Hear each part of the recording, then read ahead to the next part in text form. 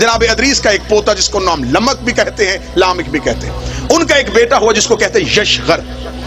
यशगर क्योंकि इब्रानी जुबान का लफ्ज है, इसे अरबी में अब्दुल गफ्फार भी कहा गया, अब्दुल शकूर भी कहा गया, अब्दुल आला भी कहा गया। ये तीन नाम तारीख में अरब की तरह लिखे, लेकिन नाम इनका पड़ गया नूह, नोहा पढ़ने की वजह से। कौम जुल्म करती थी, नूह नोहा पढ़ता था। कौम पत्थर मारती थी, नूह नोहा पढ़ता था। नोहे पढ़ना नबियों की सुन्नत है, पत्थर मारना काफरों की आदत। नौजवान आज की मजलिस को मुकम्मल तवज्जो फरमाइए। जनाब नूह ने सिलसिला तबलीग का आगाज कर दिया। 950 साल ये अल्लाह का नबी तबलीग करता रहा। 950 साल। बंदे कितने मुसलमान हुए? 80। 950 साल तबलीग, 80 बंदे मुसलमान। 950 साल के बाद जनाब नूह ने कहा मेरे अल्लाह बस थक गया हूं। 950 साल कोई थोड़ा अरसा नहीं होता। अजाब भेज इन पे। नूह ने अजाब मांगा, ये जबरील आया। जबरील ने हाथ में खजूरें रख दी। उसे कहा अल्लाह कह रहा खजूरें खा और गुठलियां दफना। अब देखे हद हो गई। अब मांगा उसने, अजाब था, खजूरें गई। नूह ने कहा मैं 950 साल के बाद अगर मांगा ही मांगा तो उसने खजूरें क्यों भेज दी? जबरील ने कहा खुदा कह रहा है कि खजूरें खा और इसकी गुठलियां जमीन में दफना, इनसे खजूर का दरख्त पैदा होगा। जब वो खजूर का दरख्त पैदा हो जाए, उस खजूर के दरख्त के लकड़ियां उतारना, उस लकड़ी के फट्टे बनाना, उन फट्टों से फिर एक कश्ती बनाना।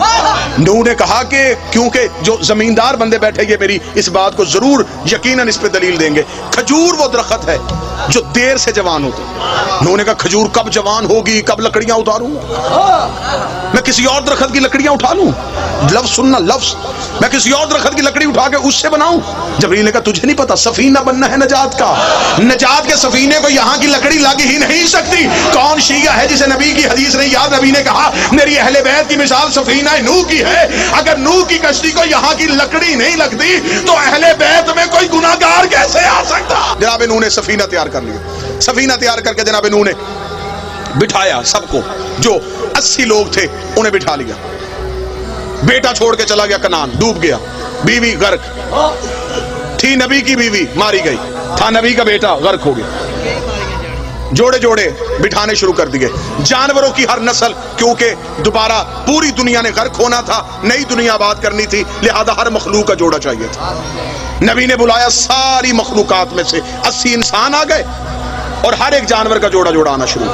चले गए 80 लोग आबाद हो। 80 लोग लेके जनाब नूह की कश्ती को हजूदी पे जाकर रुकी।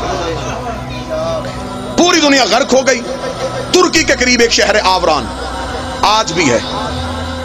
ये पहला शहर है जनाब नूह के दौर का जो आबाद हुआ। अगर नौजवान बैठे, अगर आप गूगल पे जाएं, मैप उठाएं, तो आपको अराक से मूसल से जो हलब की रोड है उस पर आप देखें तो शमाल की जानिब आपको वो आबादी नजर आएगी, आवरान।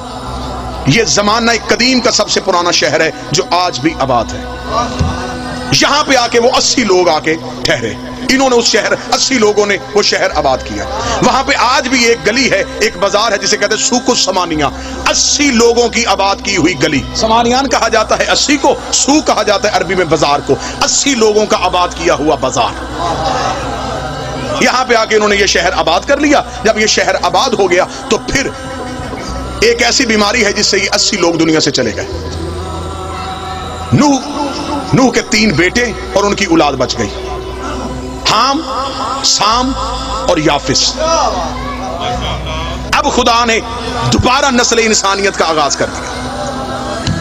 हाम, साम, याफिस। नौजवान याद रखिएगा आज की तकरीर, हाम, साम और याफिस।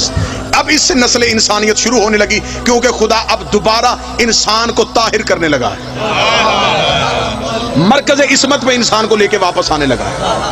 अब हाम, साम और याफिस, ये 3 बेटे हैं जिनसे नस्ल इंसानियत का आगाज हो गया। हाम के 9 बेटे, साम के 9 बेटे, याफिस के 11 बेटे, जिससे नस्ल इंसानी चली। अब ये जो हाम है, इसके लिए मैं नौजवानों को बताऊं, जितना भी ये अफ्रीका